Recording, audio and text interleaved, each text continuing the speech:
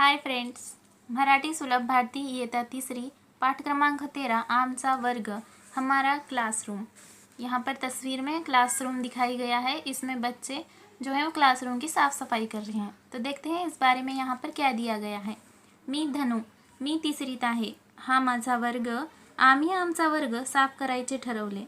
मी वर्ग उघडला, एरिनाने खिडकी उघडली, मनीषने झाडू घेतला, वर्ग झाडला, चिनप्पाने जिना झाडला, फरीदा मदन यांनी कचरा भरला, एकनाथने बाकी पुसली, कपाट पुसले, मीनाने फळा पुसला, खडूने फळ्यावर सुविचार लिहिला, काशीनाथने दरवाजा पुसला, सारा वर्ग साफ झाला, आम्हाला खूप आनंद झाला।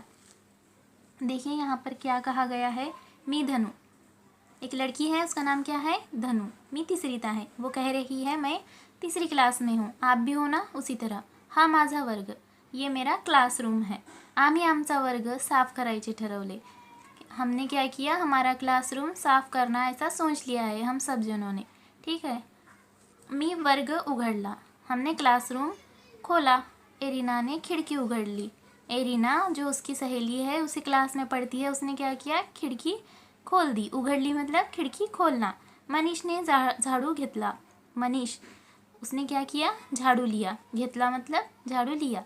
वर्ग झाड़ला, उसने क्या किया, देखो अपना क्लासरूम साफ रखने के लिए उसने अपना क्लासरूम झाड़ा।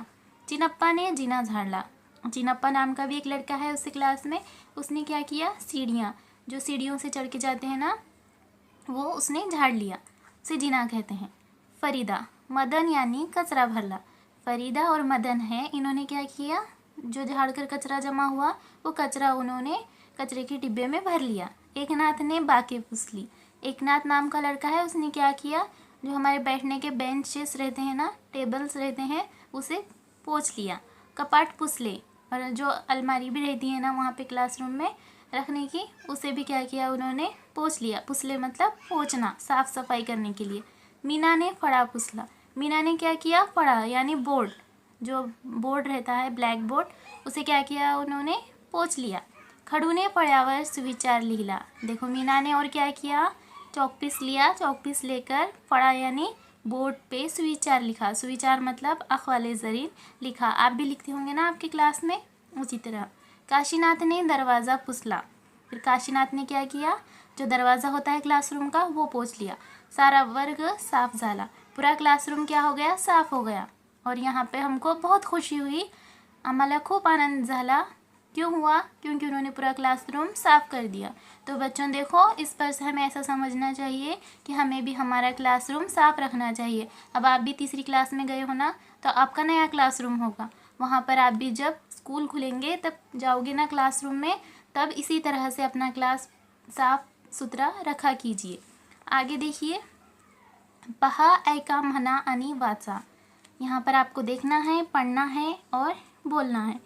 देखिए ये क्या है, खिड़की, यहाँ पर लिखा है ना खिड़की, झाड़ू, बाक, फड़ा, खड़ू, दरवाज़ा अरे जीना। देखिए हमने कहा था ना, जीना जो सीढ़ियों से चढ़ कर जाते हैं उसे क्या कहते हैं, जीना। आगे देखिए, ये भी आपको पढ़ना है, घर पर ये आप पढ़कर दिखाइए। गोलातील अक्षर जोडलेले शब्द ऐका, सारख्या अक्षरांखाली रेघोडा आणि शब्द वाचा।